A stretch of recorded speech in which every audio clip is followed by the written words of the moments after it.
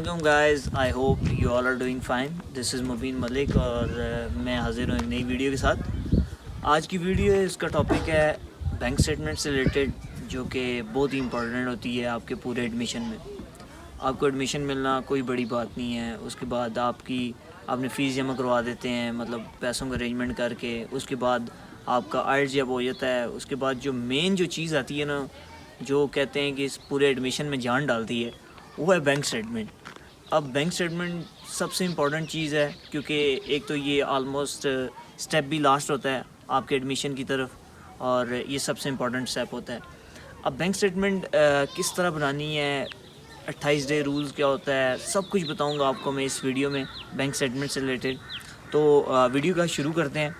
तो अच्छा, आपको बैंक स्टेटमेंट कब चाहिए होती है? कुछ यूनिवर्सिटीज़ हैं जो कैश के लिए बैंक स्टेटमेंट रिक्वायर्ड करती हैं। कुछ यूनिवर्सिटीज़ हैं जो कैश पहले दे देती हैं, फ़ीस के बाद कैश दे देती हैं, और आपको अनकंडीशनल के लिए बैंक स्टेटमेंट रिक्वायर्ड करती हैं। तो इन सब चीज़ों में सबसे पहला कंसर्न आता है कि यार अकाउंट किस टाइप का होना चाहिए।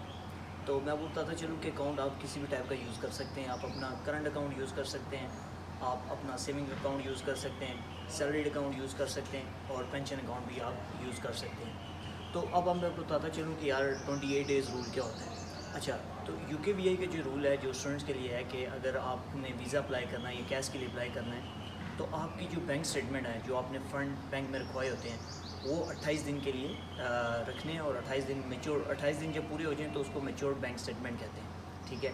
अब आपने कितनी अमाउंट आपको चाहिए, ये डिपेंड करता है आपकी रिमेनिंग फ़ीस पे, और इस पे कि आप की यूनिवर्सिटी जो है वो इनसाइड द लंदन है या आउटसाइड द लंदन है। अब इनसाइड द लंदन जो है उसका लिविंग एक्सपेंस और है, आउटसाइड द लंदन का लिविंग एक्सपेंस और है। अब जो इनसाइड द लंदन है उसका लिविंग एक्सपेंस है 1334 1 मंथ का। आपने इसको 9 से मल्टीप्लाई कर देना है, जो कि एक्चुअल में बनेगा 12,006 पाउंड। ठीक है। ये 9 मंथ का आपका एक्सपेंस आ गया, प्लस आपकी जो रिमेनिंग फ़ीस होगी, एक तो आपने इनिशियल डिपॉजिट जमा करवा दी है, बाकी जो आपकी रिमेनिंग फ़ीस है वो आपने इसमें ऐड कर देनी है। फॉर एग्जांपल आपकी 10,000 जो फ़ीस थी टोटल, जिसमें से 5,000 आपने यूनिवर्सिटी को पे कर दिया और 5,000 रहती है, तो ये जो 12,006 पाउंड है, इसमें आपने 5,000 ऐड कर देना है। इसके अलावा अगर आप आउटर लंदन के में आपकी यूनिवर्सिटी है, तो उसकी जो 1 मंथ का एक्सपेंस है वो है 1023 पाउंड। ठीक है। इसको आपने मल्टीप्लाई कर देना 9 से, जो कि बनेगा 9,027 पाउंड। ठीक है।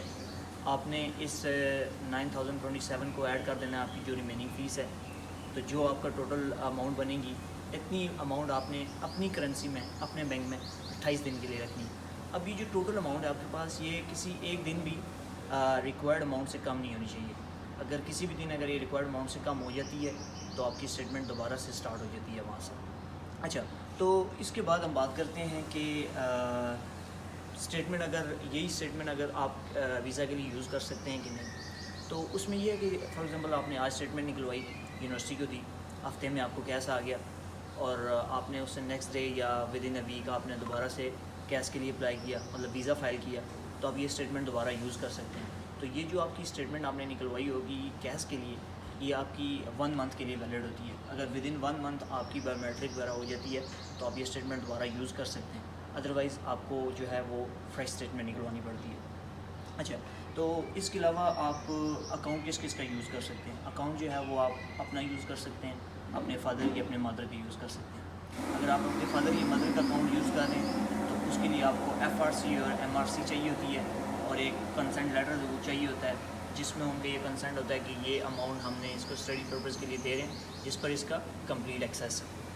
ये बात होगी। इसके अलावा जो है वो 28 डे रूल क्या होता है? अच्छा, 28 डे रूल ये होता है कि फॉर एग्जांपल आज 1 जून है, 1 जून को आपने अकाउंट खुलवाया। अब अकाउंट आपका आज खुले या साल पहले का अकाउंट है, इससे कोई फ़र्क नहीं पड़ता। आपने आज ही अकाउंट खुलवाया, कल उसमें डिपॉजिट करवाई अमाउंट, तो वो भी एक्सेप्टेबल है, और अगर आपका पहले का अकाउंट है तो वो भी एक्सेप्टेबल है। Even more than 1 accounts are also acceptable. I also use 2 accounts for my bank statement, तो इस चीज़ का कोई इशू नहीं होता। तो अगर आप आज अकाउंट खुलवा रहे हैं, आज 1 जून है, 1 जून को आप अकाउंट खुलवा रहे हैं, आप अमाउंट डिपॉजिट करवाइए, तो आज के दिन को छोड़ दें, नेक्स्ट डे से आप स्टार्ट करें, 2 जून से आप स्टार्ट करें, 2 से लेकर 29 तक, इंक्लूडिंग 2 एंड 29, ये दोनों डेट्स आपने इंक्लूडिंग करनी है। इसमें आपकी जो स्टेटमेंट है वो मेच्योर्ड हो जाती है, 28 दिन की हो जाती है। आप 29 डेज़ की भी निकलवा सकते हैं, 30 डेज़ की भी निकलवा सकते हैं, 31 डेज़ की भी निकलवा सकते हैं। इसमें एक और चीज़ भी है यार कि आप अपने पार्टनर के फ़ंड भी यूज़ कर सकते हैं बैंक स्टेटमेंट शो करवाने के लिए, लेकिन उसकी जो शर्त है वो ये है कि या तो आपका पार्टनर वो मेल है या फीमेल है, एट द सेम टाइम आपके साथ ट्रैवल कर रहा हो, या आपका जो पार्टनर है वो ऑलरेडी यूके में हो। अब इसके अलावा जो है आप कुछ लोग होते हैं जिनके पास बैंक स्टेटमेंट के लिए पैसे नहीं होते हैं, तो फिर वो लोग इन्वेस्टर की तरफ जाते हैं, इन्वेस्टर से अपनी बैंक स्टेटमेंट रखवाते हैं।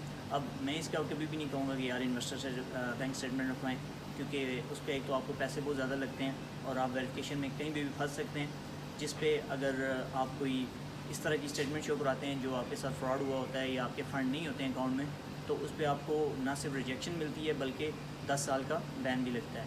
ठीक है, तो अब जो बैंक स्टेटमेंट लोग इन्वेस्टर से रखवाते हैं उसमें 2-3 टाइप की बैंक स्टेटमेंट होती हैं। उनमें एक होती है वर्चुअल बैंक स्टेटमेंट, उसके अलावा एक होती है रनिंग फाइनेंस, और एक लिक्विड कैश की बैंक स्टेटमेंट होती है।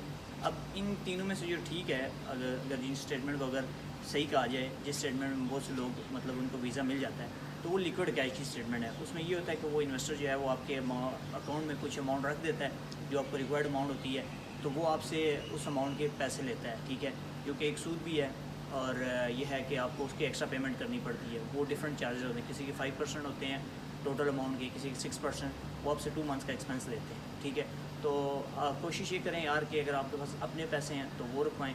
अगर इन केस आपके पास नहीं हो जाते तो आप ये ट्राई करें कि आपको ख़ानदान में से या फैमिली में से कोई इस तरह के लोग ढूंढें जो आपको कर्ज़ा दे सकें कुछ अरसे के लिए। तो जैसे ही आप उनको बैंक स्टेटमेंट शो कराएं, उसके बाद आप उनको बेशक रिफ़ंड कर लीजिएगा। तो ये कुछ चीज़ें थी जो बैंक स्टेटमेंट से रिलेटेड इंपॉर्टेंट थी, जो मैंने आपको इस वीडियो में बताई हैं। इसके अलावा भी अगर आपका कोई क्वेश्चन हो तो आप कमेंट कर सकते हैं, मैं आपको रिप्लाई ज़रूर करूँगा। वीडियो को अंत तक देखने के लिए शुक्रिया। अगर दिल करे तो चैनल को लाइक एंड सब्सक्राइब कर दीजिएगा।